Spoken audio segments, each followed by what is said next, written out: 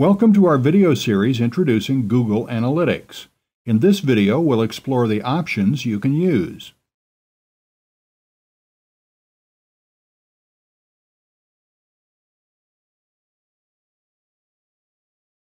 In the Analytics Settings screen, before we start going through the main area of Analytics, which is giving you reports, you have a couple of further options. The main options are: you can delete a website profile if you wish, but do so very carefully.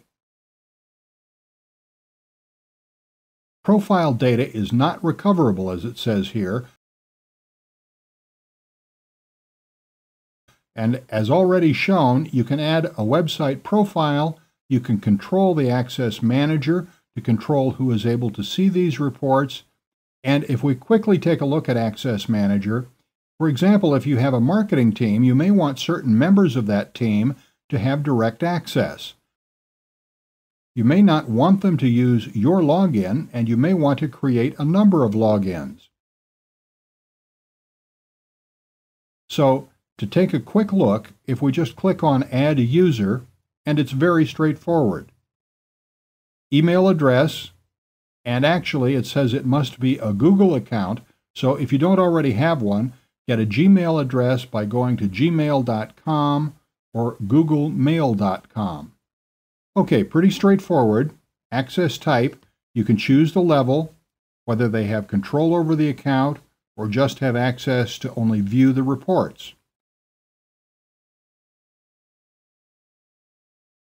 And you can also choose which web profiles they have access to.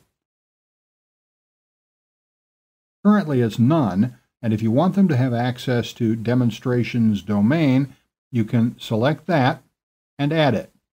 Importantly, note here that it says, please note that this user will only have access to the analytics portion of this account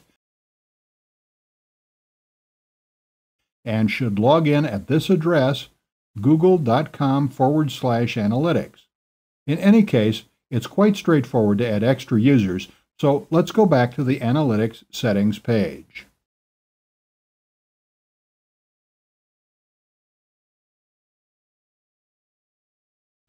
Okay, there's also Filter Manager, which is, as it says here, filters can be created to include or exclude certain visits or clicks from your reports. This is a very advanced feature, and I won't touch on it at this time, but if you feel it's absolutely necessary, you may just want to play around with this and see what effect it has. But I generally find it beneficial not to filter anything, to have everything included in the report so you know exactly what's going on. But that's another potential option. Finally, before we start taking a look at reports, you can edit settings for a particular site profile. So, okay, main website profile information. So there's the information, and that can be changed. Actually, we'll skip past conversion goals as well, because that's an advanced topic that will be covered later. Just for a very, very quick overview, for an example of a conversion goal, let's say the front page of your site is a form where you're collecting names and email addresses. Every time a visitor comes to your page and enters their name and email address, that's a conversion. They've converted from a visitor into a prospect, let's say, or a visitor into a subscriber, an email subscriber. Google can't, it would be beyond the scope of analytics to automatically work out exactly which conversions you need to track on your website, so it allows you to add conversion goals. For example, one goal could be to leave a track for every single opt-in, every single subscriber, so I know as a percentage, plus other useful information as well. But so I know broadly at the top level, I know easily the ratio of visitors to subscribers. That's an incredibly useful feature, but as I mentioned, I'll touch on that later because that's quite advanced, and we'll go through the fundamentals before we start getting into goals.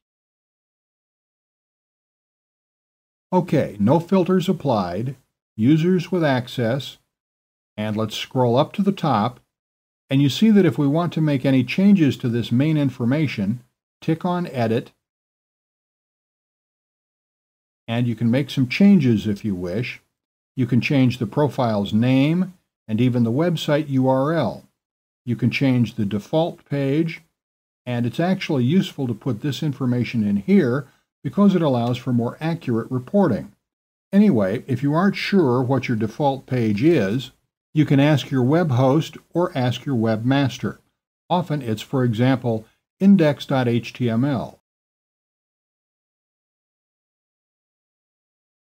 or perhaps default.html, or perhaps default.php or .asp, but in many cases it would be the very basic index.html. But again, ask your web host or your webmaster if you aren't entirely sure. Okay, default page. Then excludes URL query parameters. We'll leave that for now because, again, that's a more advanced topic. E-commerce website. Basically, are you selling things, yes or no? In this instance, let's just leave it as no. We're not selling anything on this site currently. Then currency, decimal places, and apply cost data. I do suggest keeping that. Then, when you're happy with those choices, just save changes. And they can be edited again if you so desire. Okay, let's save that. And now we're back to profile settings, and you see that it's still waiting for data. So let's go back to the Analytics Settings screen.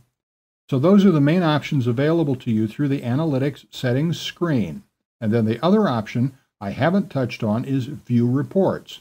And that's really the bulk of what's happening in analytics, as I mentioned, because that's where you find out what's happening. We'll start getting into that in the next video.